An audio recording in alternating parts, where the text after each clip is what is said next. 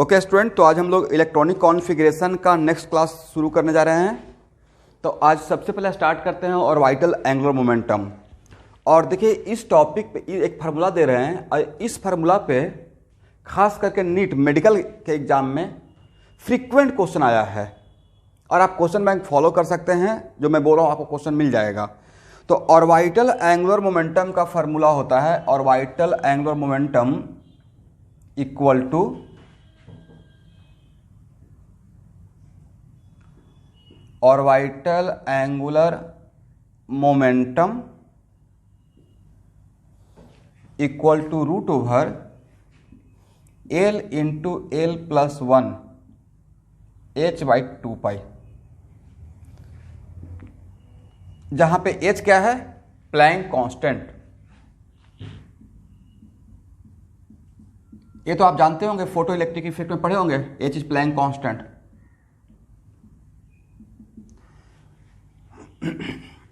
और L into l plus 1। But जो exam का मुझे याद आ रहा है, जो क्वेश्चन आया था उसमें h बाई 2 पाई न देके h क्रॉस लिखा हुआ था सिर्फ।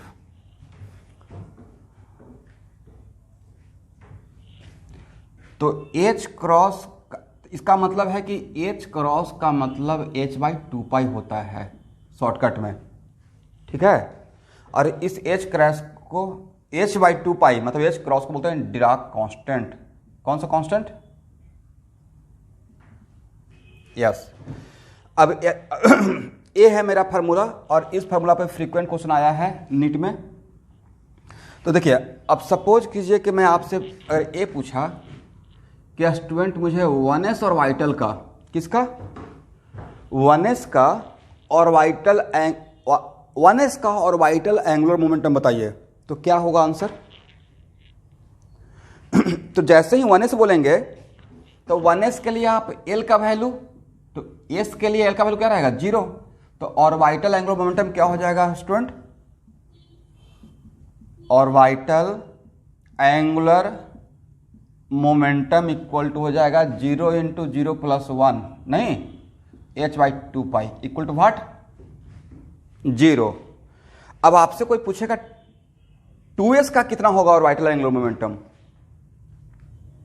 तब क्या बोलिएगा?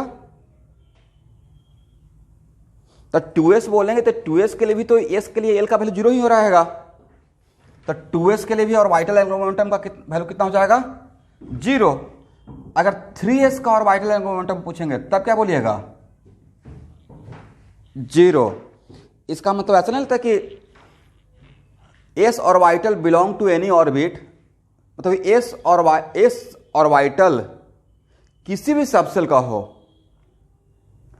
सॉरी s ऑर्बिटल किसी भी ऑर्बिट का हो, किसी भी सेल का हो, उसका orbital angular momentum always becomes equal to what? 0। Because 1s रहे, 2s रहे, 3s रहे या ns रहे, कहीं का भी s रहे, उसके लिए l का वैल्यू तो 0 ही होगा ना। That's why. इसका मतलब अगर एक लाइन जनरलाइज करना हो, then orbital angular momentum, orbital angular momentum for ns। अब ns कर दिए तो ये जनरलाइज हो गया। अब n का वैल्यू 1 भी कर सकते हैं, 2 भी, equal to what? 0। This is the conclusion for s।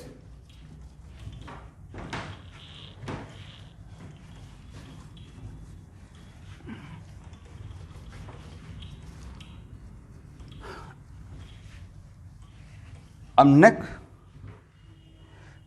देखिए, जो एंगुलर मोमेंटम का यूनिट रहता है वही यूनिट रह जाएगा, क्योंकि नाम ही बोल रहे हैं क्या? Angular momentum. रोटेशन में आप पढ़े होंगे। और यहाँ पे नेक्स्ट अगर आपसे पूछेंगे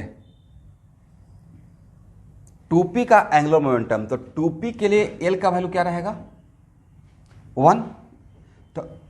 तो 1 इंटू 1 प्लस 1 h बाई 2 पाई, तो कितना हो जाएगा? 2 पाई। अब कहीं कहीं पे इसको ऐसे भी लिखा रहेगा स्टूडेंट,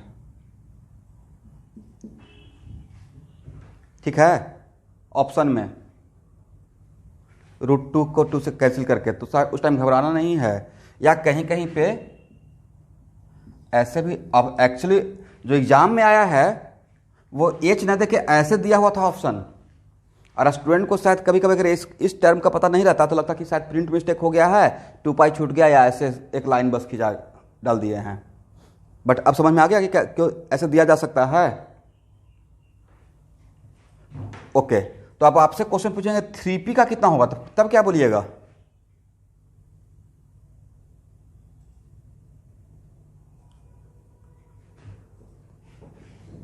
तो आपको नहीं था कि 3p के लिए भी यही होगा।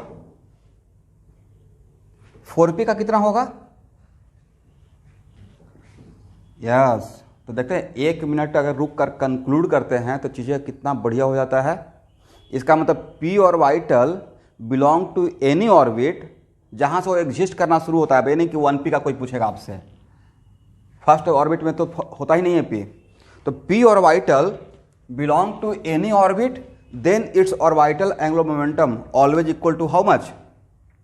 √2h cross, √2h cross. याद रहेगा? और अगर कुछ भी नहीं याद रहता तो फार्मूला तो याद रहेगा।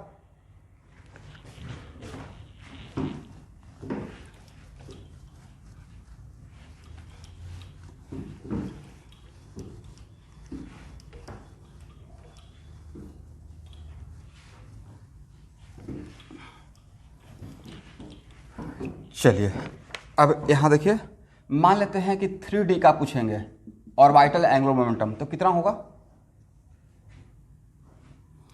d के लिए l का वैल्यू कितना होता है? 2, तो 2 into 2 + 1 h/2π, how much? √6h/2π, तो √6h क्रॉस।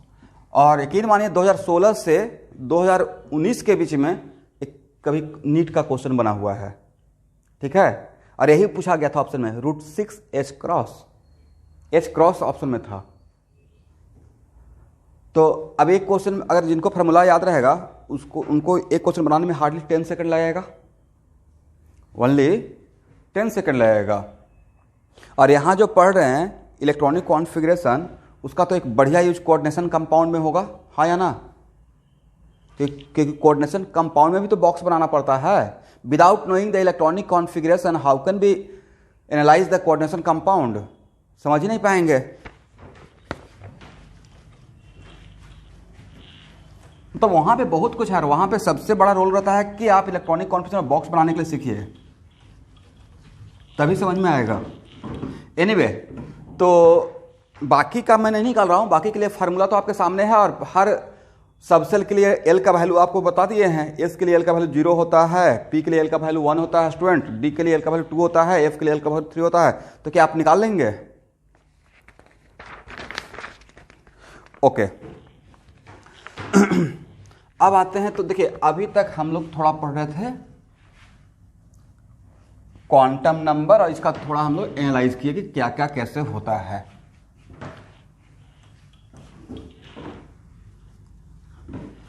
अब देखिए एक्चुअल में इलेक्ट्रॉनिक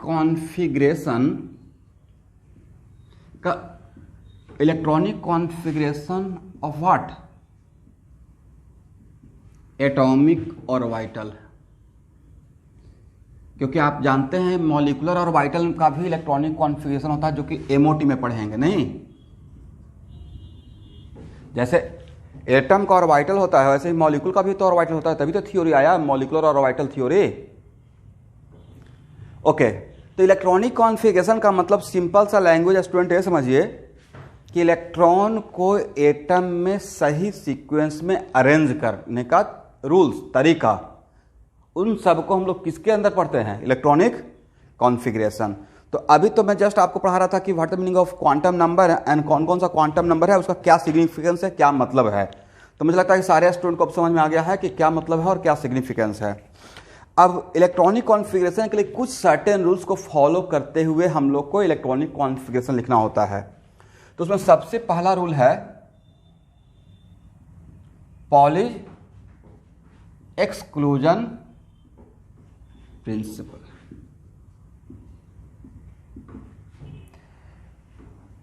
तो देखिए, इसको मैं यहां पे लिखूंगा नहीं, सिर्फ बोल दे रहा हूं, क्योंकि सबके पास एक पीडीएफ तो है ना, सबके पास लिखे हैं।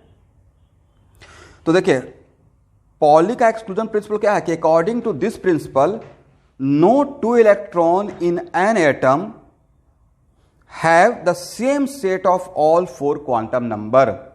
इन्होंने ही पहला बार क्या बताया, जो मैंने बोला ना कि किसी भी एटम में सारा इलेक्ट्रॉन सेम टाइप का या डिफरेंट टाइप का, ये फर्स्ट थॉट पॉली का।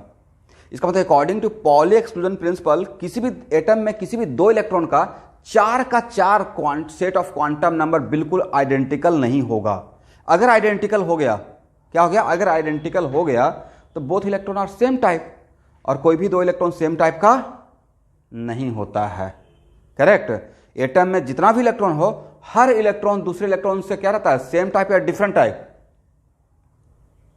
डिफरेंट टाइप रहता है। इसका मतलब पॉली का प्रिंसिपल क्या था कि किसी भी 2 इलेक्ट्रॉन का 4 का 4 set of quantum number equal नहीं हो सकता है। तो यहां से एक और बात आ गया कि 4 का 4 इक्वल नहीं होगा, तो मैक्सिमम कितना इक्वल हो सकता है, मैक्सिमम 3 इक्वल हो सकता है। मतलब 2 का डिफरेंट दिखाना है तो 4 का 4 में से कोई भी एक डिफरेंट हो गया, मतलब डिफरेंट हो गया। करेक्ट। ओके, इसका मतलब है कि according to Pauli exclusion principle 2 electron का मैक्सिमम कितना set of quantum number equal हो सकता है। अगर आ गया ऑब्जेक्टिव तो क्या बोलना है, 3 set of quantum number equal हो सकता है। अब नेक्स्ट यहां पे देखते हैं, मान लेते हैं कि सपोज कीजिए कि ए है 2s, और 2s में तो एक ही बॉक्स रहेगा, s में तो एक ही बॉक्स होता है, और एक इलेक्ट्रॉन यहां पे आपको टारगेट, आपको बोला गया है कि आप इसमें मैक्सिमम एक बॉक्स में कितना इलेक्ट्रॉन हम लोग डाल सकते थे, ये हम लोग ट्राई कर रहे हैं।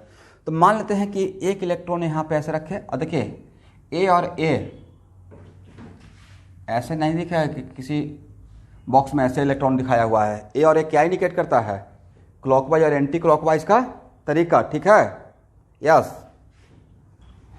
तो अगर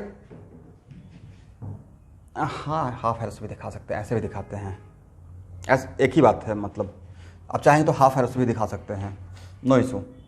तो सपोज करते हैं कि अगर आप, चलिए आप ही का हाफ एरो से अगर दिखाते हैं, तब बोलेंगे कि ये जो इलेक्ट्रॉन मैं दिखाया हूँ उसका 4 क्वांटम नंबर लिखिए। तो 4 क्वांटम, क्योंकि किसी भी इलेक्ट्रॉन को कहीं पर रखते हैं तो उसका कंप्लीट आइडेंटिटी रहेगा। तो एक तो होगा एन का वैल्यू 2, और एल का वैल्यू क्या रहेगा, एस के लिए एल का वैल्यू 0, और एम का वैल्यू क्या रहेगा स्टूडेंट,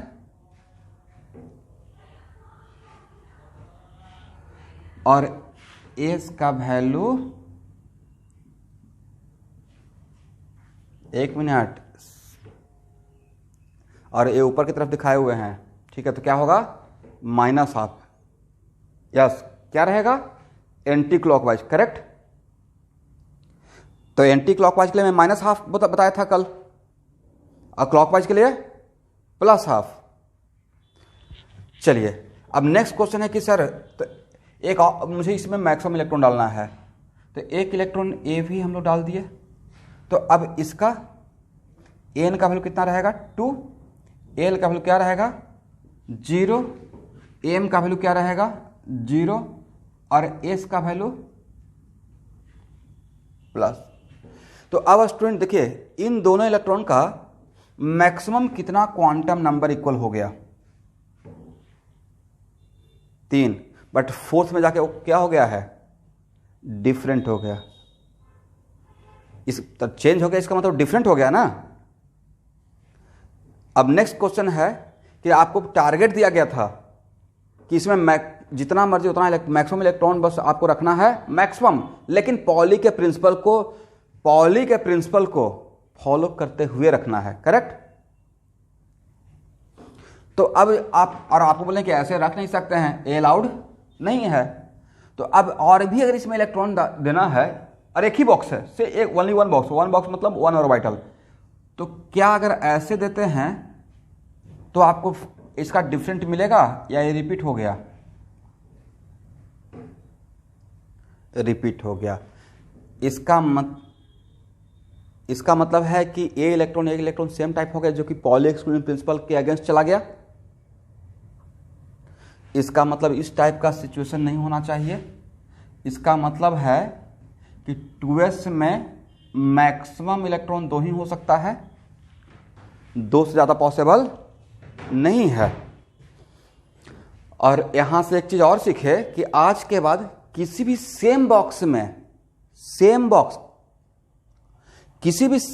का मतलब, अब ये नहीं, यहां देखिएगा, आपसे कोई पूछेगा कि 2s का और 3s का ए बॉक्स और a box same type of box या डिफरेंट टाइप बॉक्स, मतलब orbital same type, same orbital या डिफरेंट ऑर्बिटल।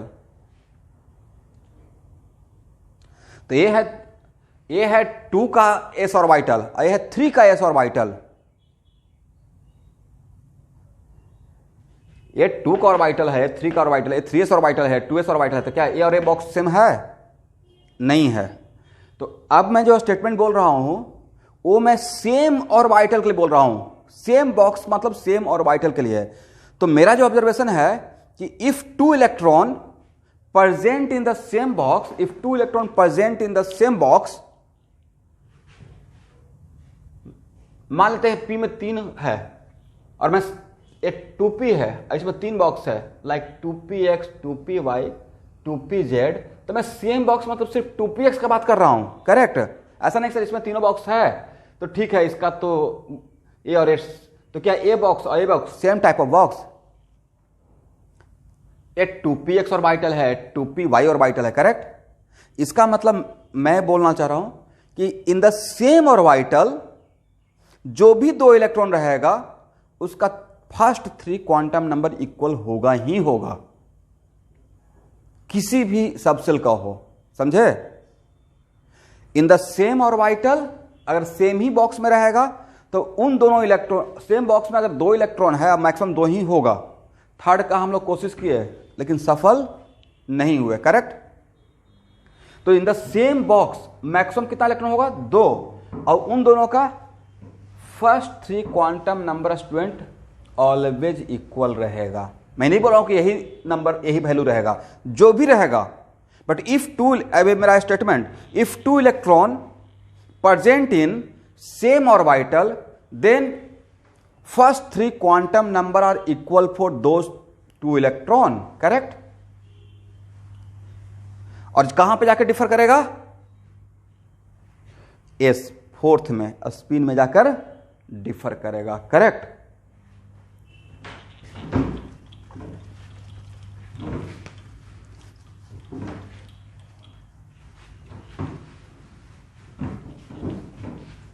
हाँ,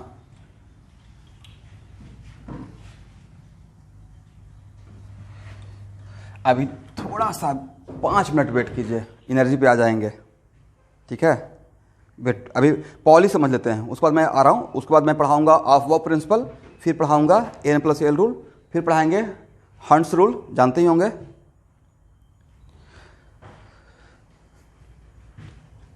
और आज ही मैं थोड़ा सा डेमो के आज मैं इलेक्ट्रॉनिक कॉन्फ़िगरेशन का थोड़ा सा आपको असाइनमेंट भी भेज ही देता हूँ PDF बनाकर, तब समझ में आ जाएगा कि इस पर कितना सारा क्वेश्चन मेरे पास था, मतलब और उससे भी ज़्यादा है, बट उतना ही मैं भेजूंगा आज। क्वेश्चन 1 टोटल मोटा मोटी 175 क्वेश्चन है। चलिए, लेकिन उसमें बहुत सारा चीज़ पे है। यहाँ पे मैं आपको पैरामैग्नेटिक, डायमैग्नेटिक, फेरोमैग्नेटिक सब कुछ इसी के अंदर पढ़ा दूंगा, और पैरामैग्नेटिक पढ़ाएंगे वो आपको कोऑर्डिनेशन कंपाउंड में यूज में आ जाएगा, करेक्ट? तो अब नेक्स्ट क्वेश्चन ये है कि पॉली का प्रिंसिपल से हम लोग को एक चीज सीखने को मिला, क्या? कि 1 बॉक्स में मैक्सिमम कितना इलेक्ट्रॉन हो सकता है? 2 हो सकता है, 2 से ज्यादा पॉसिबल नहीं है। तो एस में, अब मैं ये नहीं बोल रहा हूं कि उसमें 1 इलेक्ट्रॉन नहीं हो सकता, मैंने बोला मैक्सिमम 2 हो सकता है। इसका मतलब ये नहीं कि वो वैकेंट नहीं हो सकता, खाली भी तो हो सकता है।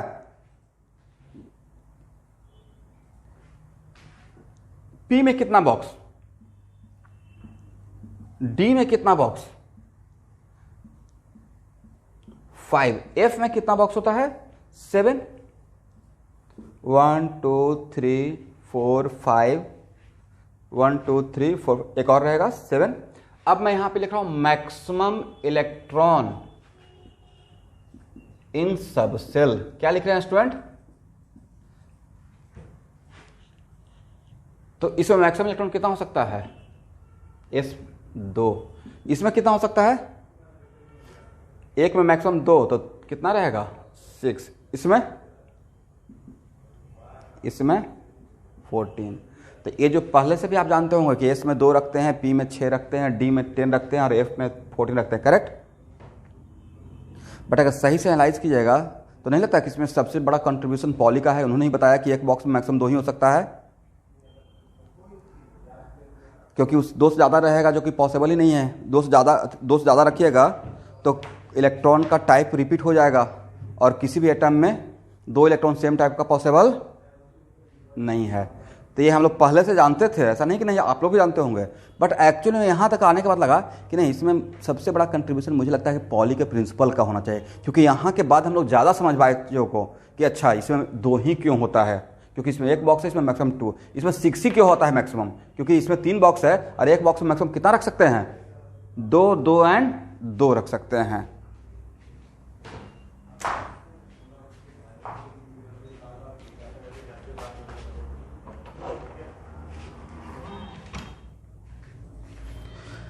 ओके, यहां तक समझ में आ गया आप लोग को?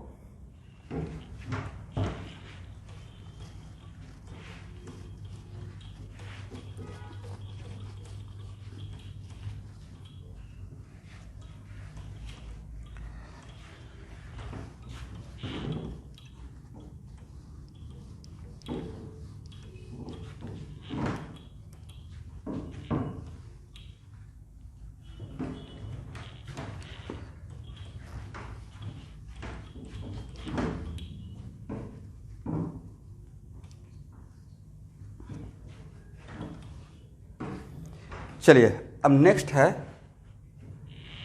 n इक्वल टू n 1 2 3 4, यहां तक ही देखते हैं।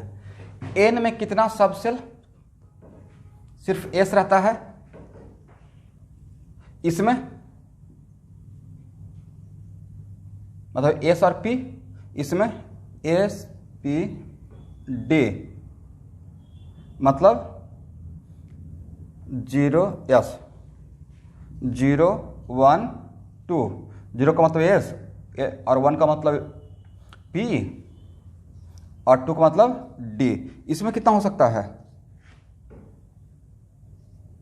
1 2 3, मतलब S P D D F। अब मेरा है maximum electron in orbit. Subshell नहीं लिखे हैं, क्या लिखे हैं ऑर्बिट। तो ये देखिए कि इसमें तो एक ही बॉक्स है ना, तो एक बॉक्स में मैक्सिमम कितना इलेक्ट्रॉन रहेगा? इसमें ऑर्बिट नंबर 2 में कितना सबसेल है 2। ये दोनों सबसेल मिलाकर कितना बॉक्स है आपके पास? How many orbital? 4। तो 4 ऑर्बिटल में 4 बॉक्स में मैक्सिमम कितना इलेक्ट्रॉन रख सकते हैं? इसमें कितना बॉक्स है 9। देखिए तो 9 कैसे? क्योंकि एस में 1, पी में 3 और डी में 5, तो 9 मिलाकर कितना रख सकते हैं 18। इसमें कितना बॉक्स है 16 16। तो मुझे लगता है कि इसको ऐसे कर सकते हैं,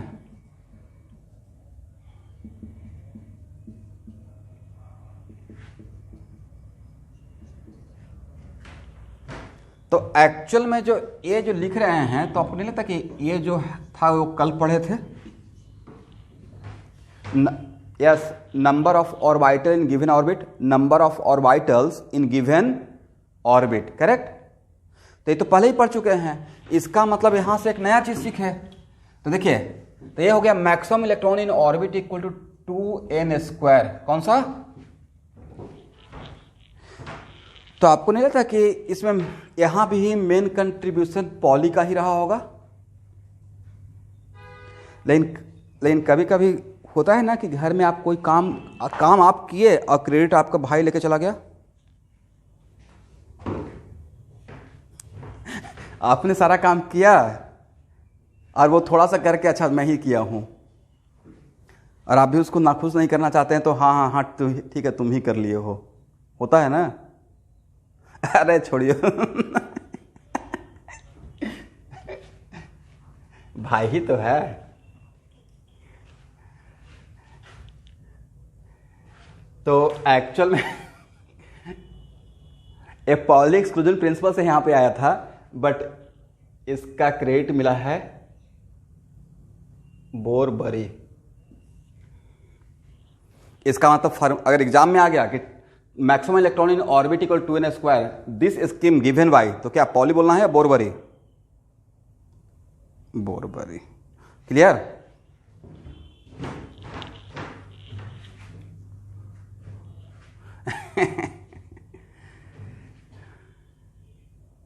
नहीं, actually nails bore was very great scientist, you know. और अभी हम लोग जो लेवल में हैं, या खासकर आप लोग हैं, वो बस एक स्टेप भी नहीं बढ़ाए हैं। इतना चीज़ जैसे आपको मैं यहाँ से पढ़ा रहा हूँ और आप वहाँ पे घर पे बैठ के पढ़ रहे हैं, जस्ट इमेजिन कि कहाँ से चीज़ें शुरू हुआ है। और ये भी सोचिए कि आज से 50 साल पहले जो साइंस जा रहा था, तो जितना भी पहले हुआ है उसी के बेसिस पे तो अभी टेक्नोलॉजी डेवलप है, या आज ही हुआ? आज तो नहीं हुआ है कुछ। बेसिक साइंस तो न्यूटन 4th लॉ आया है अभी तक, या 3rd पे ही रुका हुआ है। इसलिए बहुत सारा पहले काम हुआ है।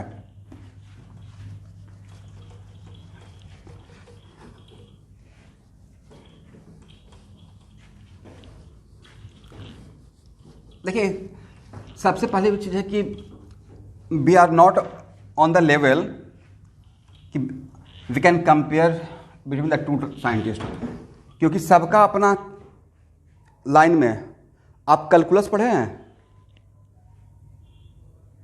बिना कैलकुलस का आप इनफाइनाइट जो को ऐड कर सकते थे इंटीग्रेशन के बिना। जो dx लिखते हैं, dx का मतलब क्या होता है? dx का मतलब ये होता है, देखिए यहाँ पे डॉट दिए ना, इसका करोड़ों टाइम्स छोटा, और उसका भी करोड़ों टाइम्स छोटा, और उसका भी करोड़ों टाइम्स छोटा, जहां पे आपका इमेजिनेशन खत्म, दैट इज कॉल्ड dx। और यस, तो एक कैलकुलस किनका इन्वेंशन है? न्यूटन का। इसलिए न्यूटन और आइंस्टाइन सबका अलग अलग फील्ड था, सब लोग अपना अपना काम कर रहे थे। सो हम लोग अभी ये काम नहीं करेंगे कौन बड़ा है कौन छोटा है, हम लोग काम करेंगे क्वेश्चन नीट में आएगा या नहीं आएगा। अच्छा आएगा, ज़्यादा इंपॉर्टेंट; नहीं आएगा, कम इंपॉर्टेंट।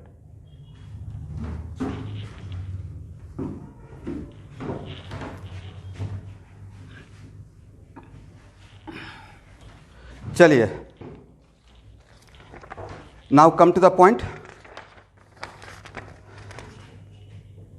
अब है अफबाउ प्रिंसिपल। तो Aufbau was great scientist, right? Aufbau कोई साइंटिस्ट नहीं थे, यही मैं जानना चाह रहा था। एक टर्म है, नहीं, इसका मतलब होता है बिल्डिंग अप। एक बर्ड है, ऐसा नहीं कि पॉली वाज ग्रेट साइंटिस्ट तो Aufbau was also great scientist. Aufbau का मतलब क्या होता है? बिल्डिंग।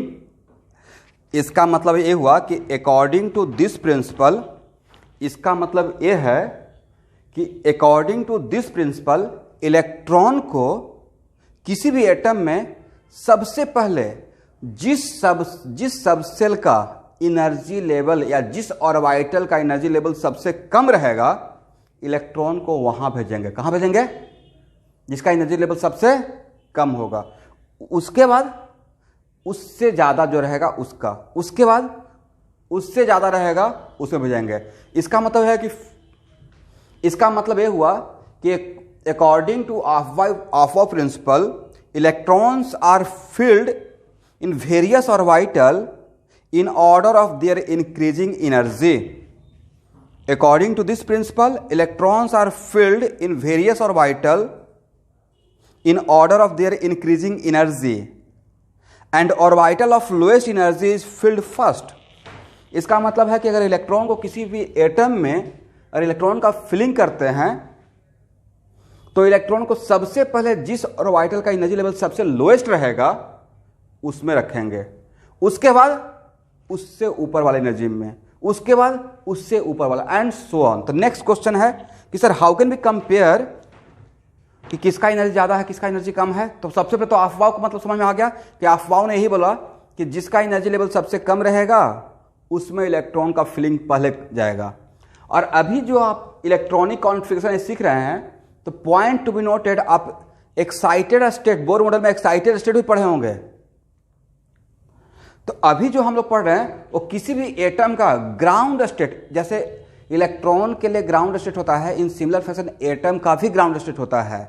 मान लीजिए कोई स्फीयर है, उसका टेम्परेचर कम है, इसको गर्म करना शुरू कर देंगे तो क्या स्फीयर का एनर्जी लेवल वही रहेगा या बढ़ जाएगा. तो एक्साइटेड जिसका एनर्जी लेवल ज़्यादा होना शुरू तो उसको हम लोग ग्राउंड स्टेट बोल के एक्साइटेड स्टेट बोलते हैं. एनीवे, तो इसका इट मीन्स ए हुआ. तो नेक्स्ट क्वेश्चन है कि sir how can be compare कि किसका एनर्जी लेवल ज़्यादा है किसका कम है. तो उन सब चीज़ को कंपेयर करने के लिए इन जनरल एक N+L रूल आया. कौन सा रूल आया? N+L rule. और N+L रूल के अकॉर्डिंग जिस ऑर्बिटल का N+L का वैल्यू ज़्यादा उसका एनर्जी ज़्यादा. Value of N+L increases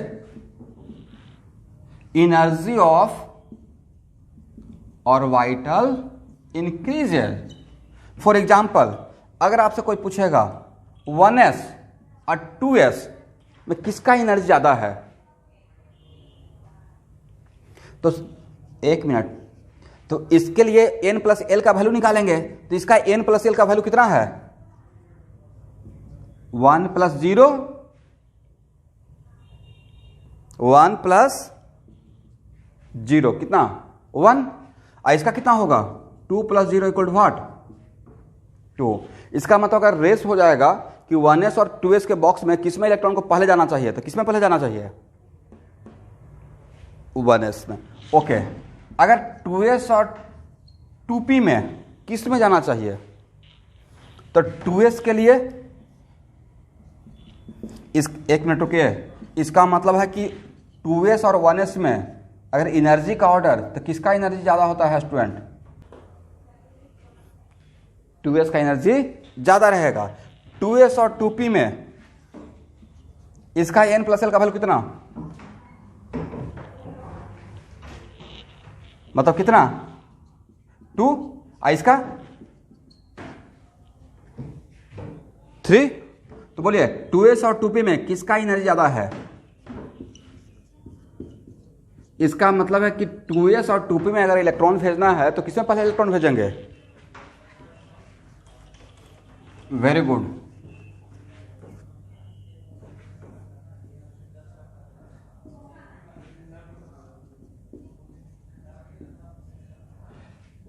अब बताइए 2px, 2py, 2pz 3 बॉक्स है. 3 box in the same subshell, 3 box in the same subshell, और इसका N+L का वैल्यू पूछेंगे. 2px का what the value of 2px, N+L का वैल्यू 2px का 3. 2 + 1 = what? 3. And 2 + 1 = what?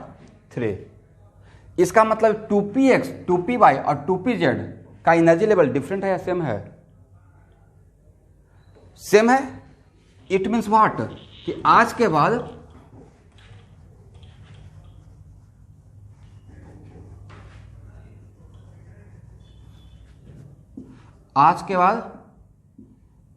Any 2 atomic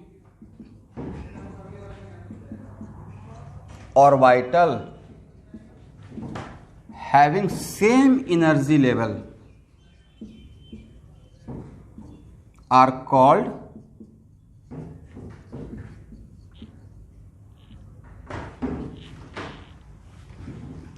आज बात कोई भी दो ऑर्बिटल जिसका एनर्जी लेवल सेम रहेगा उसको क्या बोलते हैं, बोलिए?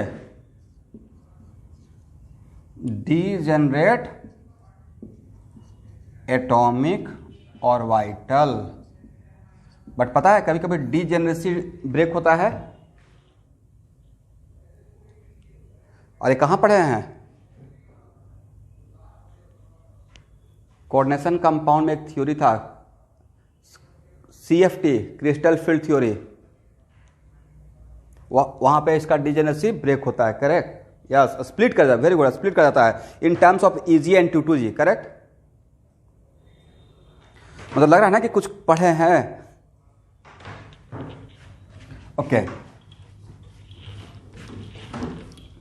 एनीवे, इसका मतलब ये हुआ कि 2p, तो इन आज के बाद वैसा कोई भी एटॉमिक ऑर्बिटल, तो आपको नहीं लगता है कि ऐसा सिर्फ सेम सबसेल रहेगा तो होगा, जस्ट लाइक 2p। तो 2p में कितना घर, कितना बॉक्स, 3। तो इन तीनों बॉक्स का n प्लस l का वैल्यू डिफरेंट रहेगा, सेम रहेगा, सेम रहे। इट मीन्स कि orbital of same subshell, point to be noted, orbital of different subshell बोल रहे हैं, सेम सबसेल। अब ये नहीं कहना है सर ये भी p है तो सेम हो गया, ये 2 का p है, 3 का p है, तो सेम सबसेल है, डिफरेंट सबसेल है। इसका मतलब मैं जो बोल रहा हूं इसका मतलब 2p orbital of same subshell having same energy level. Correct, it means orbitals of same subshell are degenerate atomic orbital. Is it clear?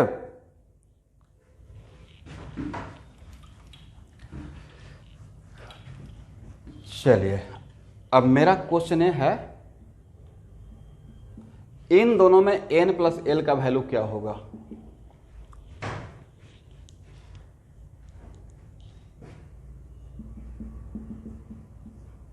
अब 4 plus 0 equal to what? 4। Correct, इसका मतलब है कि जहां इसका भी n प्लस l का value same हो गया, इसका भी n प्लस l का वैल्यू सेम हो गया। तो अब बताइए दोनों में किसका एनर्जी लेवल ज्यादा, या दोनों का energy level same?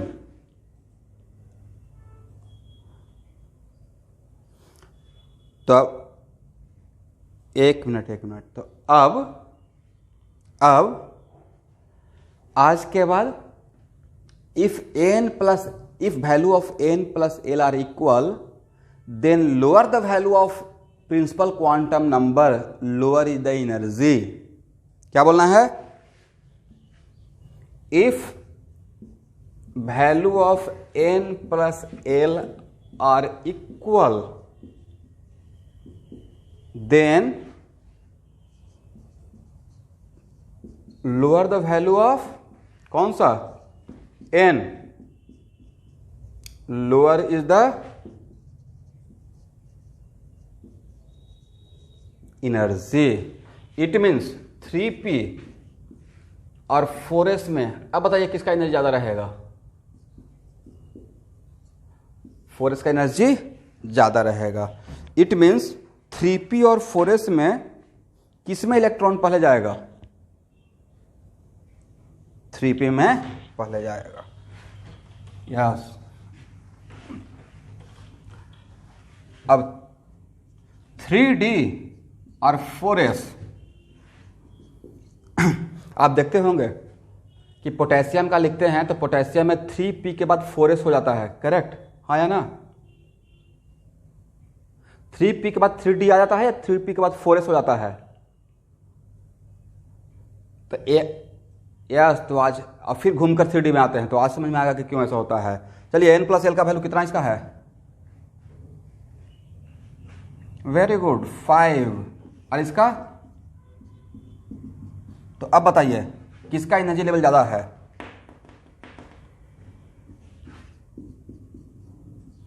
Energy level ज्यादा है। दैट्स वाई 3p के बाद 3d में जाएगा या 4s में जाएगा? 4s में जाएगा। करेक्ट,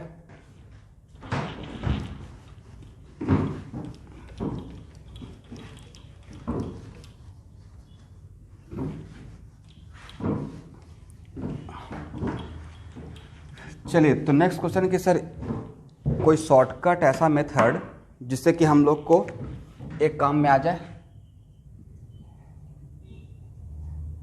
तो देखिए, एन प्लस एल रूल को एनालाइज करते हुए ए है ऑर्बिट नंबर 1, ए है ऑर्बिट नंबर 2, ए है ऑर्बिट नंबर 3, ए है ऑर्बिट नंबर 4, ए है ऑर्बिट नंबर 5, ए है ऑर्बिट नंबर 6, और प्रैक्टिकली तो 7 ही होता है ना। अब 1 में क्या रहेगा, 1s, 2 में क्या रहेगा, 2s एंड 2p, 3 में क्या रहेगा,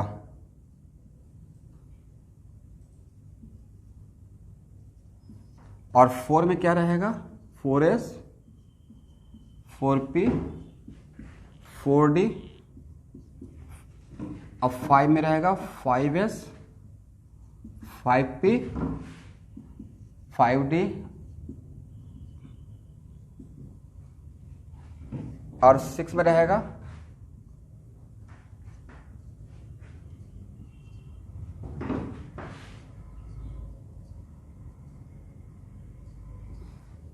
हम लोग लगता है कि हम लोग का इतना तक काम चल जाएगा, नहीं इतना भी रिक्वायरमेंट नहीं होगा। अब देखिए, जो मैं एरो दे रहा हूं उसको ध्यान से देखिएगा, और एरो को फॉलो करते हुए ही इलेक्ट्रॉन को, दैट्स व्हाई इसका नाम दिया है मेमोरी मैप। तो ये एक्चुअली मुझे 9th क्लास में बिना समझाए हुए रटवा दिया गया था। एक अच्छे साइंस के टीचर थे, बोले कि अभी के लिए रट लो, और मैं एक अच्छा स्टूडेंट की तरह उसी टाइम रट गया था। अब जाके पता चला था जब पढ़ना शुरू किए कि ओके, ये जो दिया हुआ है कि सबसे पहले किस में इलेक्ट्रॉन जाएगा, अरे यहाँ से शुरू, इस एरो से शुरू करना है, तो सबसे पहले इलेक्ट्रॉन किस में, 1s, उसके बाद 2s, 2s के बाद ए एरो पहले 2p को क्रॉस कर रहा है या 3s को। एरो किसी को मार रहे हैं तो पीछे वाला को पहले लगेगा, तो 2p और उसके बाद 3s, और 3s के बाद, और 3p के बाद क्या 3d में गया ए एरो या 4s, 4s, उसके बाद कहां पे 3d, उसके बाद ये समझ में आ गया। तो नेक्स्ट क्वेश्चन सर, ये किसका सीक्वेंस है, तो ये इलेक्ट्रॉन भरने का तरीका है। किसका तरीका, फिलिंग ऑफ इलेक्ट्रॉन। बट ये जो एरो का जो डायग्राम बना है फास्ट होने के लिए, इलेक्ट्रॉनिक कॉन्फिगरेशन दर्शक कि मैं फास्ट लिख सकूं, नहीं लगता कि ये जो लिखा गया ए एरो है on the basis of n plus l value है, एन प्लस एल रूल के वैल्यू के अकॉर्डिंग है। तो ए एन प्लस एल के अकॉर्डिंग था, किसके according,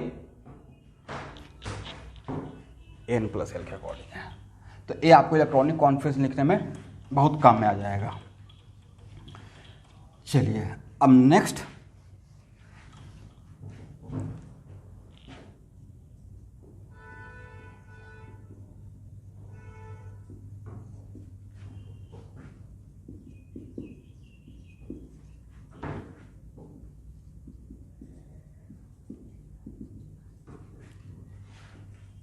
Hund's rule of maximum multiplicity.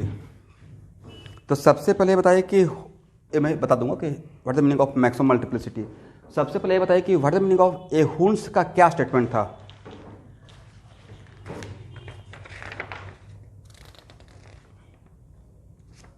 क्या था, देखिए हुन्स का था कि अकॉर्डिंग टू, मैं पढ़ देता हूं आपके पास है, according to this rule no electron pairing takes place in a orbital of given subcell until each orbital occupied by one electron with parallel spin। फिर से एक बार, according to this rule no electron pairing takes place in orbital of given subcell until each orbital occupied by one electron with parallel spin। इसका मतलब ये हुआ कि let us suppose मेरे पास 2p है तो 2p में, यहाँ पे सब लोग देखिएगा इंपॉर्टेंट है, तो 2p में मैक्सिमम कितना इलेक्ट्रॉन हो सकता है स्टूडेंट? तो 2p में मैक्सिमम इलेक्ट्रॉन तो 6 हो सकता है, बट मान लीजिए कि मेरे पास 6 इलेक्ट्रॉन नहीं है, 6 इलेक्ट्रॉन नहीं है, करेक्ट। तो 6 इलेक्ट्रॉन नहीं है, मेरे पास 3 इलेक्ट्रॉन ही है।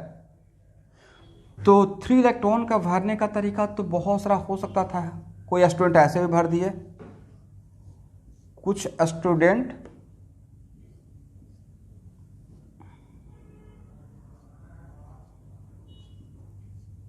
ऐसे भी भर दिए, और कुछ स्टूडेंट हैं जो पॉली नहीं पढ़े हैं, ऐसे भी कर देंगे। बट जैसे ही ऐसे कीजिएगा तो पॉली अपने कब्र से अभी जिंदा हो जाएंगे कि मैंने इतना मेहनत किया, सारा मैंने तो पानी फेर दिए। ये पॉसिबल है?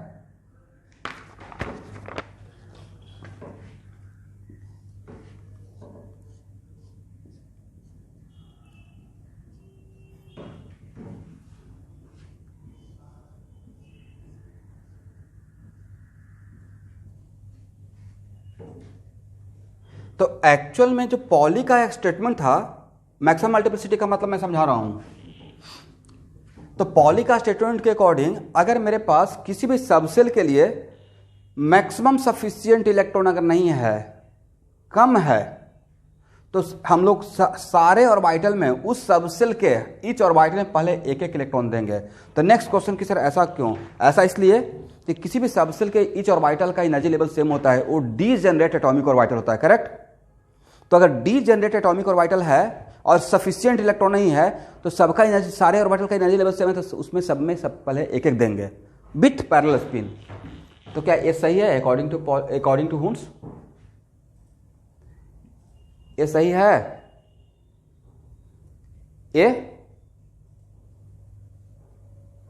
ये सही है? तो देखिए ए और ये जो दे रहा हूं ना ऑप्शन, ये IIT का आज से 25 ईयर्स पहले क्वेश्चन आया था। जितना ए सही है उतना ही ये सही है। दूसरी बात है कि we are very much familiar के हम लोग ऐसे दिखाते हैं, बट पॉली ने कभी बोला कि पैरेलल? उन्होंने बोला पैरेलल, क्या बोला? ये नहीं बोला कि सबको ऊपर की तरफ पैरेलल करना है, ऐसा बोला क्या? ये बोले हैं कि नीचे की तरफ करना है। तो एक्चुअली होता है कि हम लोग पढ़ते रहते हैं तो टीचर भी ऐसे ही दिखाते रहते हैं, तो हम लोग लगता होता है कि ये देखने में थोड़ा अच्छा लग रहा है तो यही होना चाहिए, नहीं बट देखने में अच्छा खराब से मतलब है, कॉन्सेप्ट से मतलब है। दैट्स वाई ए और ए दोनों करेक्ट है और दोनों इक्वली करेक्ट है, हाँ या ना? क्योंकि पैरेलल था तो पैरेलल ए भी है, पैरेलल ए भी है, करेक्ट।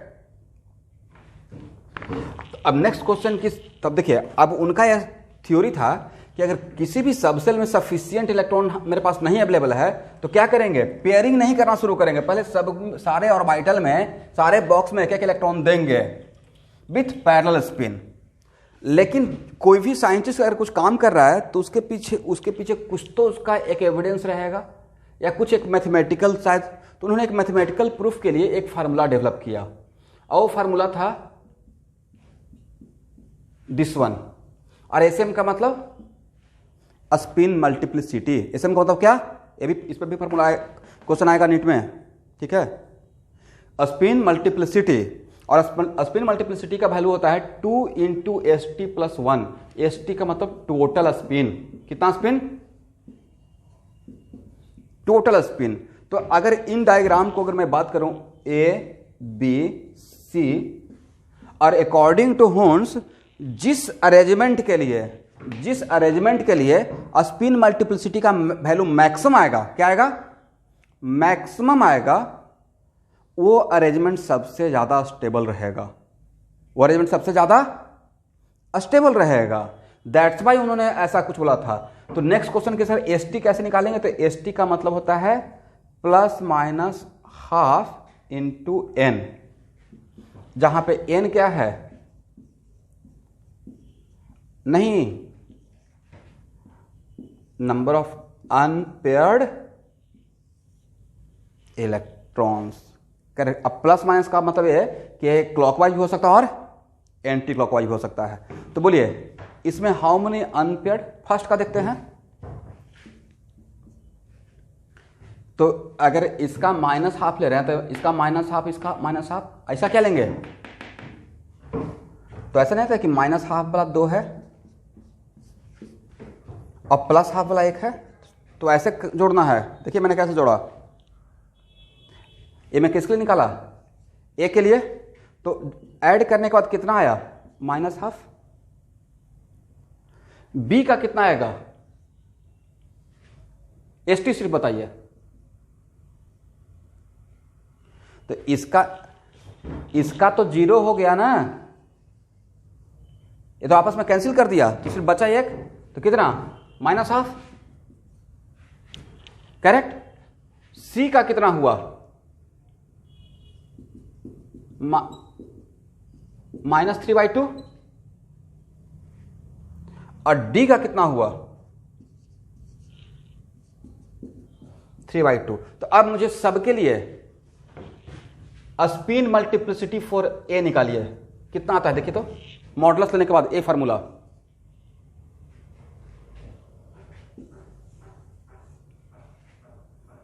फास्ट आपको नहीं लगता कि ए रहेगा 2 × हाफ +1 2, और स्पिन मल्टीप्लिसिटी फॉर बी इसके लिए कितना आएगा? 2 ही आएगा। और what is the spin multiplicity for C?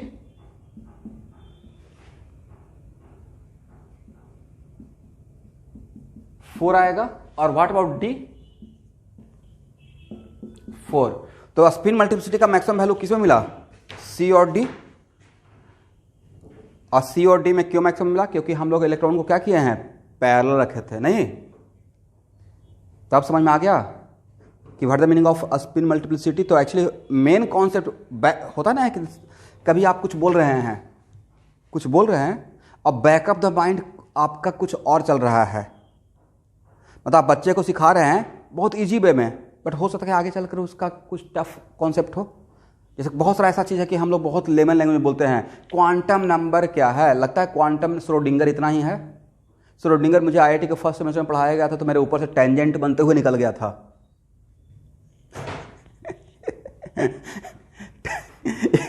Tangent थोड़ा एक पॉइंट पे, एक होता कि यहाँ से गया नॉर्मल आया, नॉर्मल नहीं आया था, टेंजेंट बनते हुए निकल गया, मतलब ऊपर से पार कर गया। और फिर भी इसका मतलब नहीं, बाद में समझ में आया ऐसा नहीं है, but actual fact is that कि मतलब जो आपको पढ़ाया जाता है आपके लेवल में, तो उसी चीज़ का बहुत लेमन लैंग्वेज मतलब सिंप्लीफाइड वे में आपको बताया गया कि देखिए ये है, अभी आप इतना ही जानिए। ओके, तो अब समझ में आ गया कि एक्चुअल में हुन्स का जो न्यूमेरिकल एविडेंस था, मैथमेटिकल एविडेंस था, वो क्या था? स्पिन मल्टीप्लिसिटी का वैल्यू। करेक्ट। इसका मतलब जिस अरेंजमेंट के लिए स्पिन मल्टीप्लिसिटी का वैल्यू मैक्सिमम रहेगा वो अरेंजमेंट ज़्यादा स्टेबल रहेगा। बट उनका स्टेटमेंट कब तक सही रहेगा? when we does not have sufficient electron for given subcell। p के लिए अगर 6 इलेक्ट्रॉन दे देते हैं तो ये देखने का रिक्वायरमेंट है क्या? नहीं है। यस, तो उसमें तो हम लोग एक एक देंगे, फिर उसको पेयरिंग कर देंगे। बट मैं आपको सजेस्ट करूंगा कि फॉर बेटर प्रैक्टिस, यस, और मान लो 6 इलेक्ट्रॉन रहता, फिर भी आज के बाद ऐसा हैबिट डालिए कि पहले एक एक, ताकि आपको याद रहता रहे कि ओके एक एक पहले देने के लिए बोला गया। फिर क्या करना है? अगर बचा हुआ है तब क्या करना है? पेयरिंग करना है। करेक्ट। मान लेते हैं कि आपके पास 2p के लिए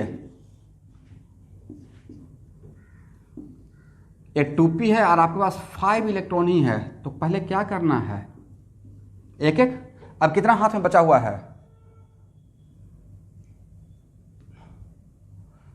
नहीं, आपकी मर्जी, इधर से भी कर सकते हैं, सबका एनर्जी लेवल तो सेम ही है ना। ये नहीं बोलना है कि इसका पेयरिंग करे सर या इसका करे। It is called representation. कैसे लिखने से बढ़िया लगेगा?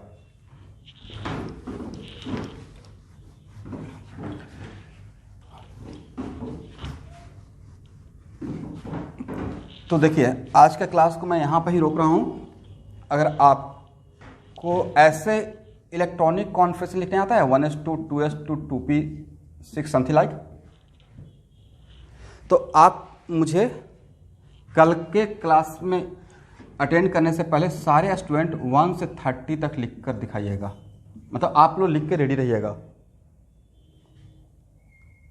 मतलब एक पेज पे लिख लीजिए। लेकिन आप जो सोच रहे हैं कि 1s2 2s2 ऐसे नहीं, ये जो लिखी सपोज कि मैंने सोडियम के लिए बोला तो 1s2 2s2 2p6 3s1, तो इसको बॉक्स बनाकर भी लिखिएगा। क्या बनाकर लिखना है? यस, क्योंकि यहाँ के बाद ही मैं पैरामेंट यहाँ पे और अनपेयर्ड और वैलेंस इलेक्ट्रॉन कैसे काउंट करते हैं और ये इसका पीरियोडिक टेबल में कहाँ पे रहेगा सब कुछ यहाँ पे क्लियर कर दूंगा। इसलिए ज़्यादा नहीं, एक 1 to 30, और पता नहीं 1 to 30 में दो जगह एक्सेप्शन होता है, कॉपर में और क्रोमियम में, half fill and full fill. तो आपको सिर्फ ऐसे करना है या ऐसे भी करना है? दोनों तरीके से। ओके, तो आज के लिए इतना ही। चलिए, थैंक यू।